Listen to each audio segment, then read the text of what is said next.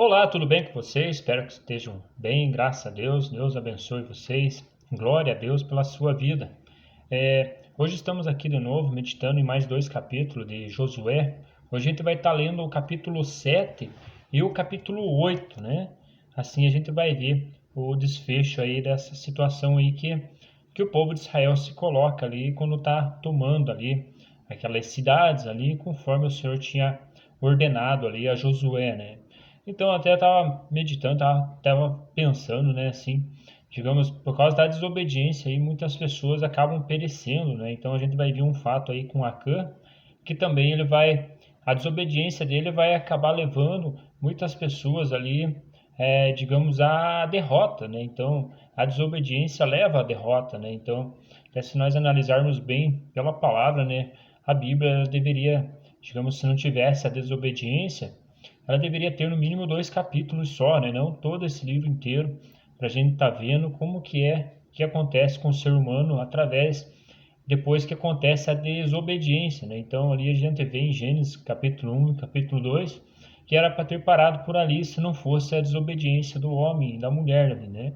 Enfim, é esse detalhe aí. A gente vai ver aqui nesse relato no capítulo 7 a desobediência ali de um cidadão ali vai acontecer e muitas pessoas vão perecer por causa dele, né? Então, vamos dar uma olhada?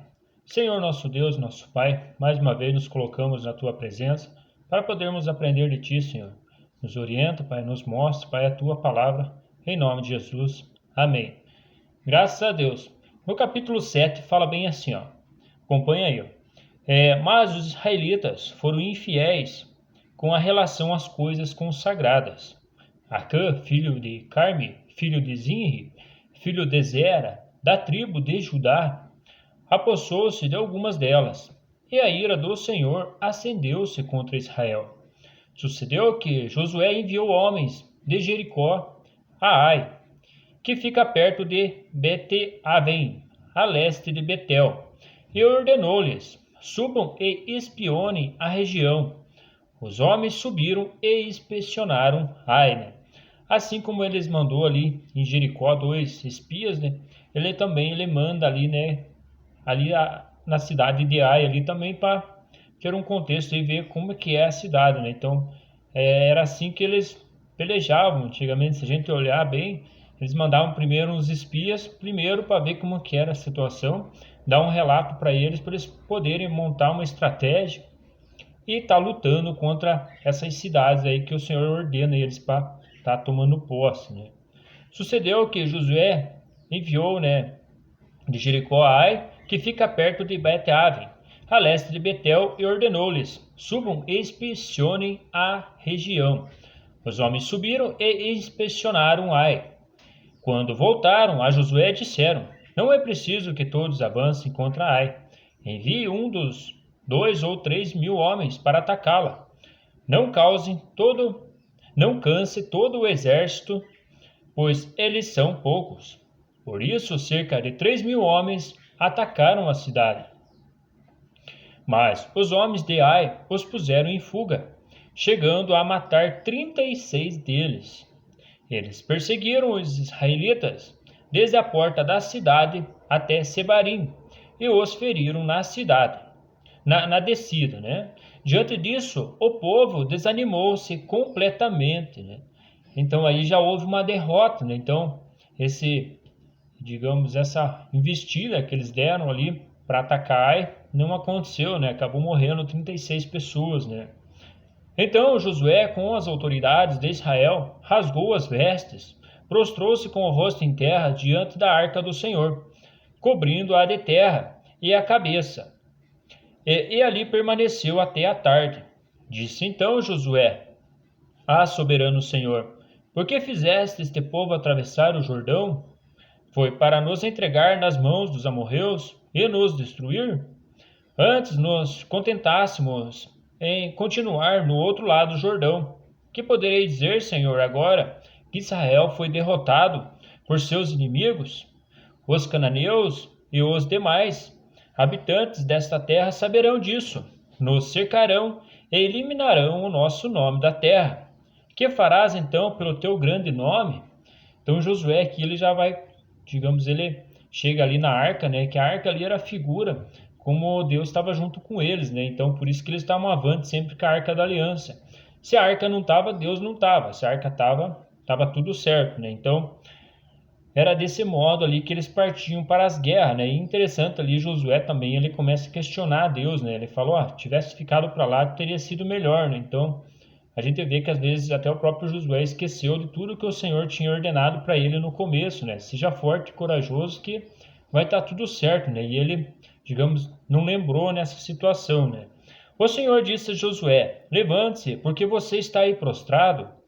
Israel pecou, violou a aliança que eu lhe ordenei. Apossou-se de coisas consagradas, roubou-as, escondeu-as e colocou junto a seus bens. Por isso os israelitas não conseguem resistir aos seus inimigos. Fogem deles porque se tornam merecedores da sua destruição.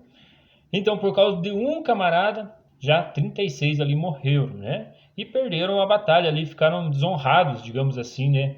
Que era uma honra você ir para uma guerra ali e sair vitorioso. E eles saíram derrotados.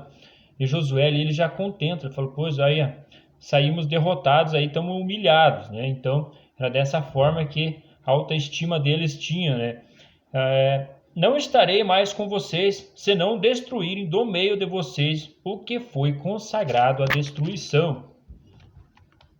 Vá, santifique o povo, diga-lhes, santifiquem-se para que amanhã, pois assim diz o Senhor, o Deus de Israel, há coisas consagradas à destruição no meio de vocês, ó Israel. Vocês não conseguiram resistir aos seus inimigos enquanto não a retirarem. Apresentem-se de manhã uma tribo de cada vez.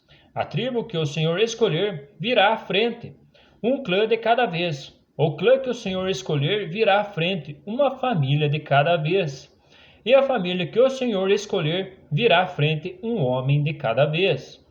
Aquele que for pego com as coisas consagradas será queimado no fogo, com tudo que lhe pertence. Violou a aliança do Senhor e cometeu loucura em Israel. Na manhã seguinte, Josué mandou os israelitas virem à frente, segundo as suas tribos, e a de Judá foi escolhida. Os clãs de Judá vieram à frente, e eles escolheu os Zeraitas. Fez o clã dos Zeraitas vir à frente, família por família, e escolheu foi Zinri. Josué fez a família de Zinri vir à frente, homem por homem. E Acã, filho de Carme, filho de Zinri, filho de Zerra, da tribo de Judá, foi o escolhido. Então Josué disse a Acã, meu filho, para a glória do Senhor, o Deus de Israel, diga a verdade, contem-me o que você fez, não me esconda nada. Então aqui eles já acharam quem que era o camarada que tinha a culpa, né? Então ele trouxe ali para estar interrogando ele, né? Acã respondeu, é verdade que pequei contra o Senhor, o Deus de Israel. O que fiz foi o seguinte, quando vi entre os despojos uma bela capa, feita na Babilônia, 2,4 kg de prata e uma barra de ouro de 600 gramas, eu os cobicei e me apossei deles, então escondidos no chão da minha tenda, com a prata por baixo. Josué enviou homens que correram à tenda de Acã. Lá estavam escondidas as coisas, com a prata por baixo. Retiraram-na das tendas e as levaram a Josué e a todos os israelitas, e a puseram perante o Senhor. Então Josué, com todo o Israel, levou Acã, bisneto de Zera, e a prata, a capa, a barra de ouro, seus filhos e filhas, seus bois, seus jumentos, suas ovelhas, sua tenda e tudo que lhe pertencia ao vale de Acor. Disse Josué, por que você nos causou esta desgraça? Hoje o Senhor causará a sua desgraça. E todo Israel o apedrejou, e depois apedrejou também os seus, e queimou tudo o que eles tinham no fogo, né? Sobre Acã ergueram uma grande monte de pedras, que existe até o dia de hoje. Então o Senhor se afastou do fogo da sua ira. Por isso foi dado àquele lugar o nome de Vale de Acor, nome que permanece até hoje, né? Então, ali ele morreu, né? Então, digamos que dá para a gente entender, eles não tiveram piedade nenhuma, eliminaram o mal ali que tinha feito, né? Que nem o Senhor falou lá, né? Sangue por sangue, dente por dente e assim por diante, né? Então, era dessa forma que era tratado e aqui já está se confirmando mais um caso, né? Daquilo, tudo que a gente viu nas ordenanças de Deus, né? No capítulo 8, e disse o Senhor a Josué: não tenha medo, não desanime. Leve todo o exército com você e avance contra Ai. Eu entreguei nas suas mãos o rei de Ai, seu povo, sua cidade e sua terra. Você fará com Ai e seu rei o que fez com Jericó e seu rei. E desta vez vocês poderão se apossar dos despojos e dos animais. Prepare uma emboscada atrás da cidade. Aqui a gente vai ver que ele está traçando uma estratégia de guerra, né? Então é interessante a gente ver aí o que foi traçado, né? Então Josué e todo o exército se prepararam para atacar a cidade de Ai. E ele escolheu 30.000 dos seus melhores homens de guerra e os enviou de noite, com a seguinte ordem: atenção, preparem uma emboscada atrás da cidade e não se afastem muito dela. Fiquem todos alerta. Eu e todos os que estiverem comigo nos aproximaremos da cidade. Quando os homens nos atacarem como fizeram antes, fugiremos deles. Eles nos perseguirão até que o tenhamos atraído para longe da cidade, pois dirão: estão fugindo de nós, como fizeram antes.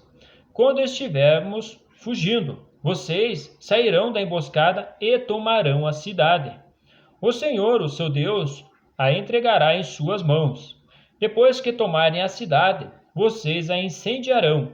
Façam o que o Senhor ordenou. Atentem bem para as minhas instruções, né?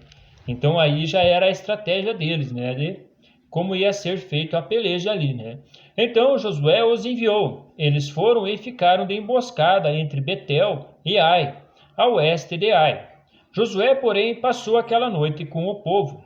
Na manhã seguinte, Josué passou em revista os homens. E os líderes de Israel partiram à frente deles para atacar a cidade. Todos os homens de guerra que estavam com ele avançaram, aproximaram-se da cidade pela frente e armaram acampamento ao norte de Ai, onde o vale os separava da cidade. Josué pôs de emboscada cerca de 5.000 homens entre Betel e Ai, a oeste da cidade. Os que estavam no acampamento ao norte da cidade e os que estavam na emboscada a oeste tomaram posição. Naquela noite Josué foi ao vale. Quando o rei de Ai viu isso, ele e todos os homens da cidade se apressaram, levantaram-se logo cedo e saíram para enfrentar Israel no campo de batalha, no local de onde se avista a Arabá. Ele não sabia da emboscada armada contra ele atrás da cidade. Josué e todo Israel deixaram-se perseguir por eles e fugiram para o deserto. Todos os homens de Ai foram chamados para persegui-los. Eles perseguiram Josué e foram atraídos para longe da cidade. Nenhum só homem ficou em Ai e em Betel. Todos foram atrás de Israel. Deixaram a cidade aberta e saíram em perseguição de Israel. Disse então o Senhor a Josué: estenda a lança que você tem na mão, na direção de Ai, pois nas suas mãos entreguei a cidade. Josué estendeu a lança na direção de Ai, e assim que o fez, os homens da emboscada saíram correndo da sua posição, entraram na cidade, tomaram-na depressa e a incendiaram.